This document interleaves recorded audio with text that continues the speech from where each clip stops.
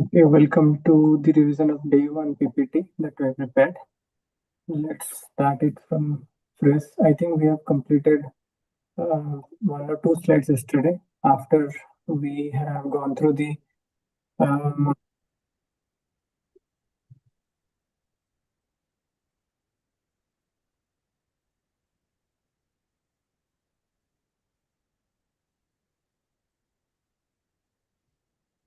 okay. I have paused the recording. Sorry, the replay was there. Fine. Uh, so the topic that we are going to discuss today is the endangered human movement. We will uncover what is the main driver of faculty depletion or faculty for attention depletion. Yeah. So we have already seen and discussed about the story that Daniel has already shared, right? No need to go through again. Let's understand this one. This is very nice and catchy image. It says about focus dictates reality. As cognitive scientist N.A. Decimal and Yoda both agree, exactly how we deploy our attention determines exactly what we see. So if I'm deriving one more meaning to it, if someone is pessimistic, then obviously the focus will be on pessimism, means like the negative aspect of every situation. So in that case, even the solution, even though it is obvious for many, the person who is pessimistic might not be able to see it. So this is the little different derivation, but not a physical focus, but internally what we focus, that also matters. This says what we focus on, that automatically will be shown to us, and that will automatically be manifested also. So let's remember this lens of attention. Through this lens of attention, we see the reality. If our lens of attention is very strong and very subtle, that actually decides how our reality will be, whether it will be a positive reality that we see and positive solutions, or we are just cribbing and crying about the situations that is going on. One thing which I really like, and I have always agreed and seen in my life also, every tough situation brings another opportunity to move another step ahead in the ladder of success. So the tough situation do not come as it is. There is a saying that God plans the solution first, then he gives the problem. So let's see how we are focusing our attention, whether it is always in a positive direction or we are becoming sad, mad, and seeing only the problem but not the solution. We are focusing on the problem means it will be a problematic situation. We rarely notice attention itself, only the end products of our focus, like a great idea or a finished project. So we actually rarely notice this. But once we start noticing this and start to realize this very important fact, how actually it is getting scattered, then automatically we will know how to focus it, or how not to scatter it further and focus and converge it. Anyone wants to have any points here in this slide? Sorry, because your voice is a little bit breaking, slightly. Give me a second, let me check. Yeah. Now it's clear. Okay. Now it's really good. Now it's very clear. Okay, I didn't do anything, but maybe I'm not sure whether Oh, yeah, it's good. It's good. Yeah. It's good. Okay, fine. Yeah. So moving to the next slide, it says about attention operates as a mental muscle, and we have already discussed this. The more we exercise on any muscle, that grows. So now the question here is, what kind of exercise on a daily basis we do to increase the mental muscle that we already have. And we also know that if we are not doing anything, then be it any muscle, it is mental muscle or physical muscle, anything, that will definitely shrink further down. It cannot stay as it is. Either we are exercising the muscle to make it even further stronger, or it is automatically getting depleted. It is not going to remain the same. So let's reflect today, and if we are doing something, let's go a little further ahead on in that process, in that exercise. Okay, there are many ways and means by which actually we can exercise our mental muscle and increase our focus, attention, to change the reality that we have. This is so important thing, the focus and attention, and especially in this current age, it is even more important. So we need to see what is the deliberate practice that is happening, and what is the neural pathway that is getting thickened because of the practice that we are doing it. And also we need to see the focus improving on a day-to-day basis. If we see that the focus is improving, it is getting deep and day by day, then, and appreciate ourselves, we will be grateful to ourselves by seeing that, then that is an evidence to the mind for growing it further without much apply of willpower. Automatically we will be feeling motivated to do further. So that is something which we need to implement deliberately. Okay, so what is that rule of neuroplasticity? It says attention works exactly like physical tissue. Use it poorly and it withers. Exercise it deliberately and it grows. So neuroplasticity says that anything can be changed actually. Earlier it was a belief that whatever focus, intelligence one person has born with, that will remain as it is same. But now actually it is different. It has been proven scientifically that how we use, what kind of deliberate practice we choose to do, automatically the neural pathways changes and we can attain anything virtually. Actually, we can attain anything. Just we need to focus in the right direction and do it on a daily basis. Coming to the next slide, the rise of the screen is blocking my vision actually.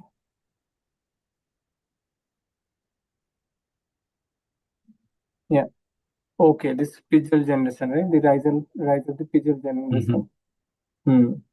So the author has done this study in 2006, and we all know actually 2006 is too early stage for getting the result what he has got during that day, during those periods. Now, in present generation, it has been kind of drastically changed or drastically increased.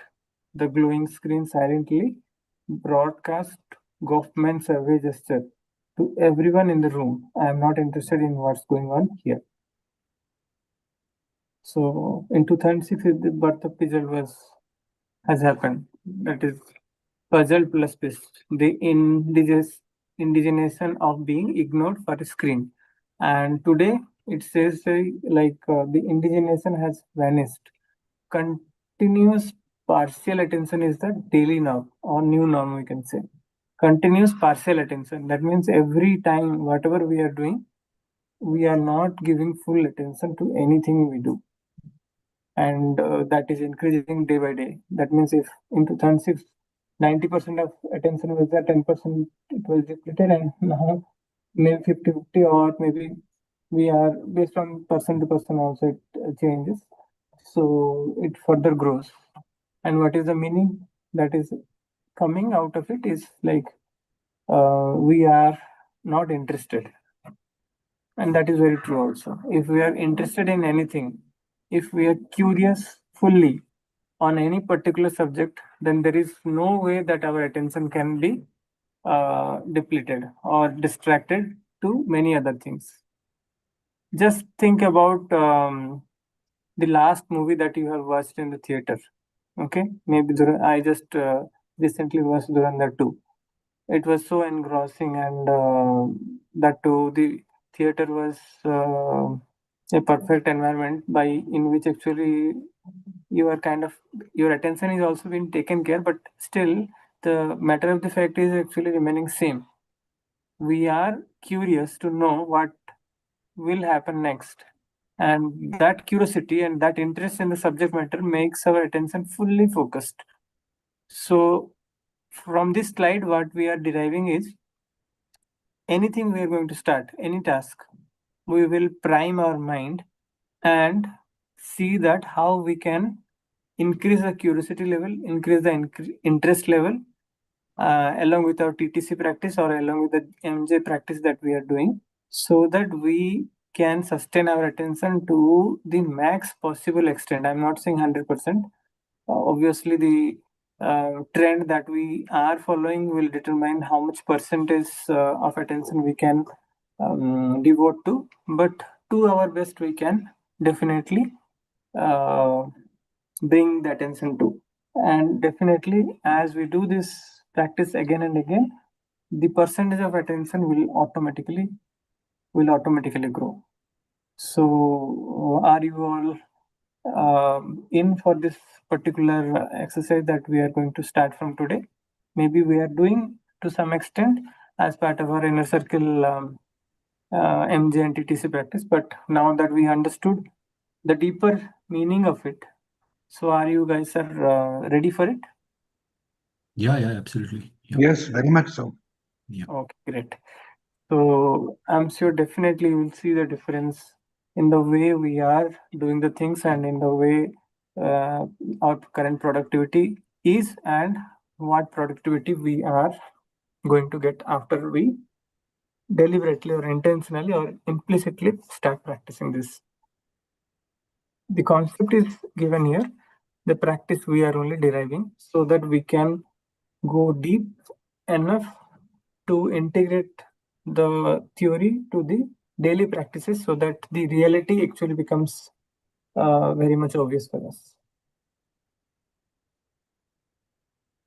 Now, this slide says the jangly text tags. So what it says, the modern urge to constantly check our device mimics chemical addiction. Yeah. So when we are unplugged versus when we are plugged, plug means any kind of devices we are engrossed with. So that state actually, how our anxiety is increasing or spiking. Okay, and the more and more we are into that state, what kind of chronic stimulation is kind of taking over our physical and mental state, that is what actually is being demonstrated here. So here actually silence becomes a trigger and unplugging generates a physical jangly anxiety. Yes, that is also true actually. And attention becomes perpetually fractured. So now that we understood, so this chemical addiction, also known as dopamine addiction, actually, here it has been kind of termed as chemical addiction. We have discussed enough in our Saturday Inner Circle call how this dopamine is kind of creating the addictions in us without our conscious knowledge and how what to be done to get rid of that. Okay, so the practices anyway we have already discussed and we are anyway doing, so we will not be discussing further on this. Now the next slide says about the erosion of social circuitry. So face-to-face connection versus digital connection, this is what actually contrasted here. And we all know actually how effective it is, the face-to-face connection. Whenever there is any kind of sales deal also generally happens, they always prefer to come and physically visit because they know that the impact would be very different and very nice. So, or kind of the chances of success is very much different in the face-to-face connection. So, a child's social and emotional circuitry learns primarily from face-to-face physical medium required to read vital nonverbal cues, leaving digital natives increasingly socially clumsy. I think I have just seen that my internet is kind of getting fluctuated today. I hope my voice is now audible. Yeah, it's clear. Yeah, it's audible. Yeah. Okay, fine. Good. So, just to repeat, a child's social and emotional circuitry learns primarily from face to face contact. Heavy digital engagement robs us of the physical medium required to read vital nonverbal cues, leaving digital natives increasingly socially clumsy. We are actually a lucky generation when we have got most of the face to face contacts and we have learned very Yeah. emotionally, right? With a great deal of emotions involvement of great deal of emotions and face to face connection. But our next generation actually they are unfortunately much more exposed to the physical digital connections, and they, as we have just seen in the previous slide, that is so addictive that even though someone comes and tells them that how this is not empowering and you should shift to the other connection, hardly they will be able to because it's already kind of an addiction. So at least people who are not like who are ignorant, they have a different path. But now we are understanding it scientifically deep enough. Let's try to make the best use of it. Now coming to the next slide, it says about attention is the biological substrate of empathy. Yeah, this is also very important thing. Empathy or social intuition. We have discussed about three kind of attention, right? One is inner attention, one is outer attention, one is other attention. I think the other attention, Other, yeah. yeah, other attention is Basically. corresponding to the empathy or social intuition. Yeah. So it says like the brain social circuitry requires the high bandwidth data of non-verbal cues to function.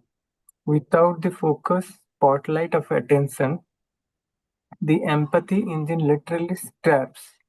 This is not just a productivity issue, it is a profound social mechanism. It's not a productivity issue, it is a profound social mechanism. So, without the focus spotlight of attention, the empathy engine literally starts. This is That is very, what is yeah. yeah, but that is what has happened. No, if you look at the modern education system, the Hmm. ability for us to be humane is replaced with a robotic because the industrial revolution requirement was that they needed robots who will listen to the managers and who will churn out all the products. So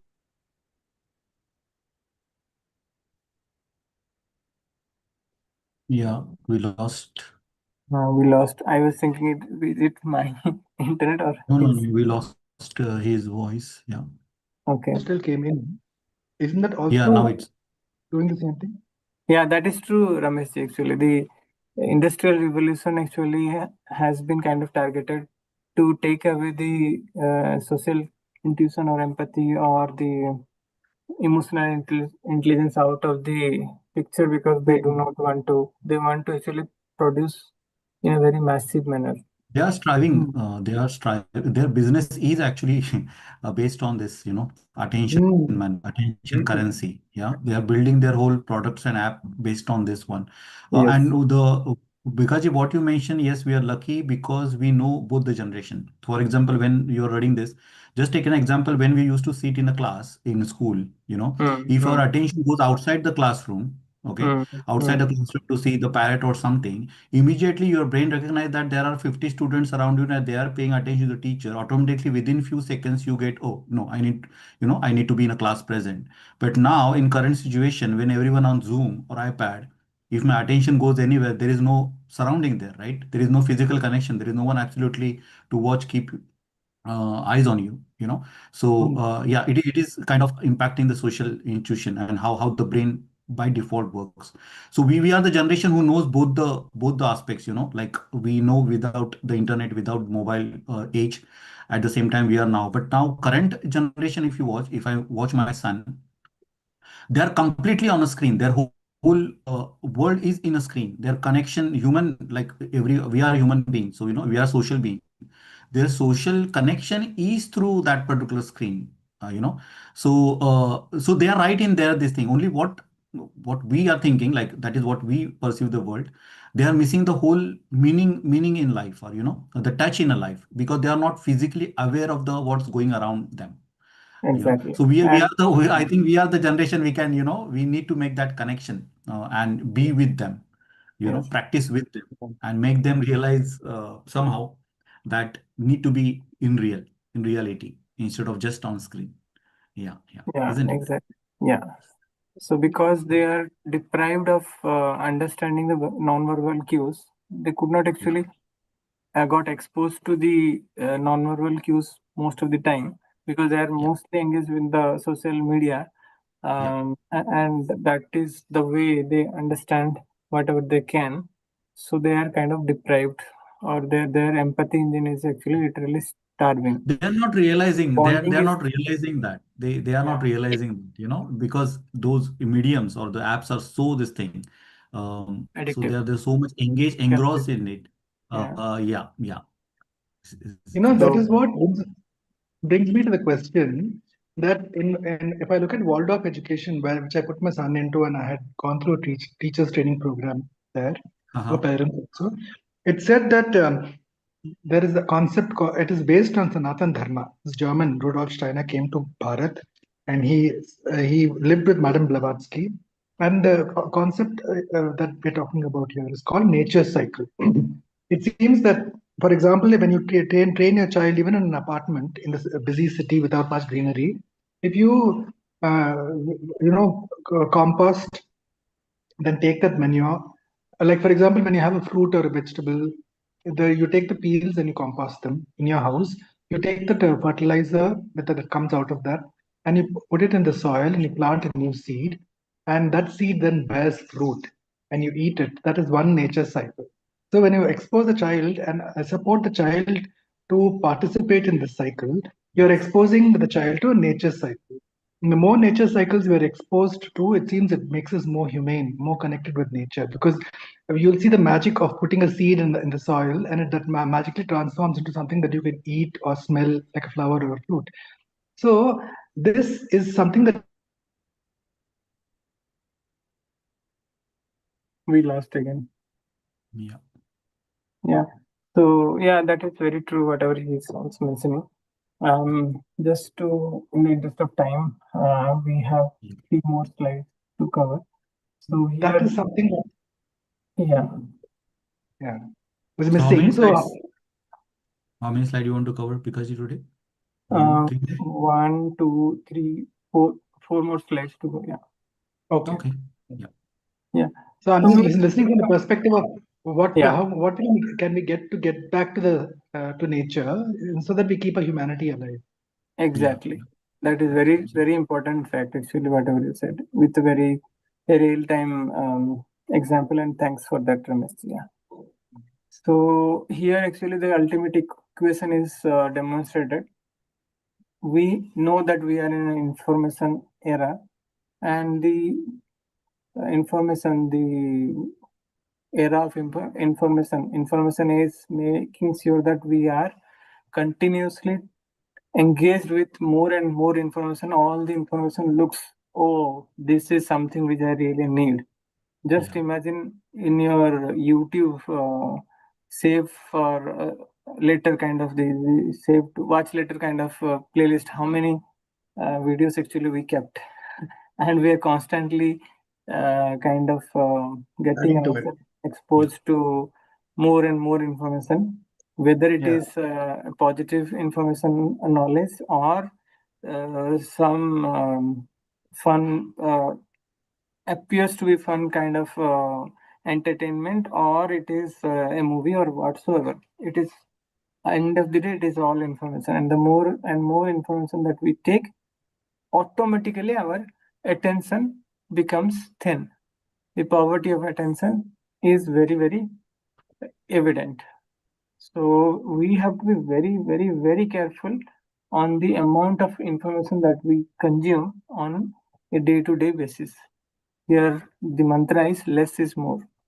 If Yeah. we want strong attention, we have to focus. We have to converge our attention, our interest from many to few, and those few will be manifesting very easily. But if we are kind of scattered in the with the hope that curiosity for understanding or knowing many things or everything, we will not be actually getting anything in that case, because our attention will be poor. And with poor attention, how much ever we try, what exactly we will get? Only the superficial things. Growth in horizontal line, but the vertical growth will not be able to, will not be possible. So let's take this as a very deep message. We will be limiting our information intake to the max extent possible, especially from the social media. Yeah. And also the knowledge illusion also is another means by which actually a lot of information comes.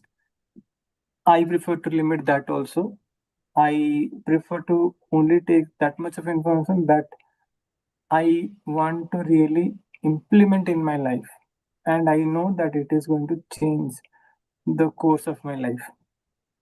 So, from every means, we need to filter out what really is important for me and let me indulge in them only. Coming to the next slide, it says it is giving about information about the diagnostic modes of presence. One mode is the detective mode, another is the visual mode. So the detective mode is directed focus. And if we are having a partial attention continuously, it is kind of divided. Then automatically the visual generation that we have just read, we are in that. So just see yourself. Let's see ourselves where exactly most of the time we belong to. And there are four factors actually. On those parameters, we can see what we are getting. One is cognitive state. If we are in a detective mode, that means we are curious, we are interesting, we are interested with the subject matter, just like in the story that we have read in that book, first chapter. The pickpocketer is completely focused on the pockets of the people, so focused that he can see something which none other can see. Similarly, if we are in the detective mode, then we will automatically achieve the flow state. The flow state, there are many books on how to achieve the flow state. Just by doing this also we'll be achieving the flow state. And automatically the flow state, it is not only the flow state, but the clarity also emerges. Clarity is so important in life. It is not the pace which determines the wealth of success. It is a direction. So clarity, if one has, then he or she will go in the right direction. And the second factor is sociological signal. So one person who is in detective mode, he or she will be fully engaged in the topic till the time he wants. So we are practicing on a daily basis the POMO session, and that practice itself is a means by which we are achieving this. We are fully engaged, time bound, and only engaged in that particular subject matter with complete flow and complete clarity as the output. And the visual generation will be having the awake gesture always. You may see also the eyes of the visual generation. that will be flickering from here and there, here and there. It won't be having a constant, very controlled motion. That is also, that is very rare to see actually, the flickering of the eyes happening very frequently in many, but I have seen few examples. So the impact has already started to the extreme level. Coming to the Pizzle third, is puzzle. Pizzle. I don't miss you, you're breaking. Because I need to drop. Today's Wednesday, so I'm meeting. Oh, okay. You carry on. We are just one Yeah. slide. Oh, I'll provide you the recording. You no can problem. actually go through the recording. It is there in the public. Yeah. I will watch the recording. Thanks. Yeah. Awesome. Thank you. Have a Thank nice day. Thank you. Thank you. Thanks for joining. Thank you.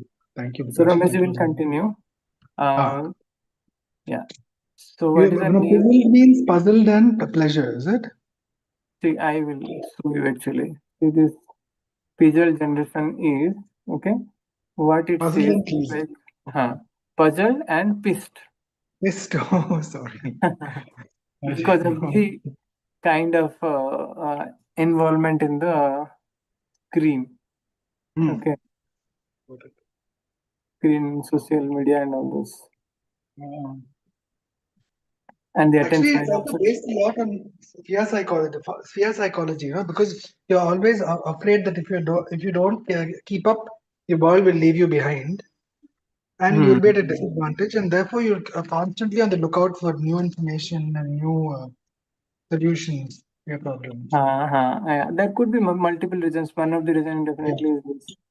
Yeah. But yeah, it is okay to run behind the right information or the very important information, but it is also equally important to grab them to the point where we can internalize and implement, not just for the sake of reading or grabbing where we are filling our mind. So that we need to be careful.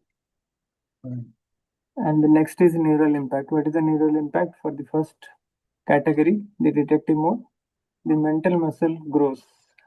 And we have also kind of many practices in our inner circle already introduced, and we are doing few of them on a daily basis, wherein actually our mental muscles are growing. That is a neural impact. It is happening on a day-to-day basis. It is happening, even though it is happening slowly, but on a daily basis it is happening. So compounding growth we are seeing. But in case of visual generation or visual attention, the pathway atrophy will be observed by them. So we need to be, yeah. But how does the pathway atrophy? I mean, is it because they're overloaded? But because they do not keep their attention fully focused on one thing. It is partial attention. They are kind of switching the task. Context switching is happening. One notification came, and they are so thin, having so thin focus or attention. They will be switching their task to the other side of it. So they get distracted easily. Yeah. Am I audible? Yeah, you're audible. It's clear. Okay, I see the power already on, but yeah, good, at least some of it is continuing. Okay, the last one is empathy capacity. It is highly attuned for the detective mode. So we always be in the detective mode. The next slide says about the pause and reflect. We are doing this actually every hour. Actually, we are doing. So what we need to reflect as a takeaway from this. The points that we have discussed today. Two reflection. That is, the first one is think about your last 24 hours. How many times did you divide your attention between a human being and a glowing screen? How many times we have kind of unlocked our screen, that also will be automatically getting logged. So that also we can see. Second reflection we will be having is think about the silent moments. How often do you check for the notification when the room goes quiet? That means we do not want to get bored. Actually, we will be kind of, every time we feel that okay, we are alone, we are always grabbing the phone and doing something, right? Yes. And actually that is also taking further information, so which is not good. And we are Jangly, what does jangly mean exactly? jangly, which one? Jangly urge means, I think jangly is too much urge to check for the Ah, notification. Urgent okay, urge. Okay. okay, okay. A sudden or very Strong urge. yeah. Then the last slide says about the action steps that we need to take to reclaim the spotlight, the attention spotlight, or the beam of focus. So we need to we need to track our away moments. How? Every time you are in the presence of another human being today, but feel the urge to look at a screen, pause. Make a mental note of the connection you are actively choosing to bypass. This is so important. Make a mental note of the connection you are actively choosing to bypass. You have the opportunity, but we are actively choosing. So the awareness is very important. The more and more we are aware, we all know that what is when we are aware. So this awareness will lead to the action, the right action to choose from. So this way we will be exercising the muscles, and we will be choosing what we want to see rather than being in the compulsive mode and seeing whatever comes to our way, or even in any kind of social gathering, we will be able to intentionally getting rid of the social or the digital medias. This completes actually the um, today's presentation, and then we will be meeting again tomorrow. Okay. Same time. Tomorrow, 1 o'clock, is it? Tomorrow one. Only Thursday it is 1 o'clock, and every other day it is 1:30 p.m. All Oh. 5 days. 5 days in a week. Sixth day on Saturday, it's part of inner circle, and we are meeting at 3:33 p.m. Right. Right. Yeah. Now that I'm little more time is becoming available, I want to try and make up and Yeah. join. Sure. You ask me, ping me for the recordings, and take it and catch up. Yeah, I'll do that. And I think I want to also say that it was very useful, the traffic control. Remember the other day we had in that I think last Saturday we were talking about traffic control. Yeah. Or Right. Saturday before last. So that I started practicing that, and also strangely, sometimes during my Thursday satsangs that I volunteer to host for the school Uh-huh. of ancient wisdom, I feel the universe is giving a message because the same thing will happen there also, coincidentally. Yeah. So, True. so I think the speaker who came last Thursday, he was also talking about pausing. I said up to maybe an hour a day if you can try to observe the mind. But we have many of us, but like hours not is not easy. But every once in an hour, like in Brahma Kumaris, we can pause for a minute. I've observed. Suppose I'm taken over by some very acute concerns, like sometimes how will the neighborhood turn out and all that. I think some of the elements who may be anti-civic. When I think about such things or any such troublesome thoughts, then I do traffic control. I have Yes. observed that just by pausing and simply looking at the whole thing, or even if I intend when I get a phone call or something else, if I intend that let this be good, that let good happen, I'm observing it actually is turning into that. So that has really helped a lot. That is very helpful actually. Let's continue the practice. Yeah. Thank Yeah. you, Rameshji, for joining and sparing the time. We are little ahead of what the time we have fixed, but anyway, in going further, we will be mindful of the time also, and we will make it 15 to 20 minutes per day so that many others can also join, and we go in very uh, profound manner. Thank you. Have a Thank you, good day. Vikas. Om Thank you. Shanti. Om Om Shanti. Shanti.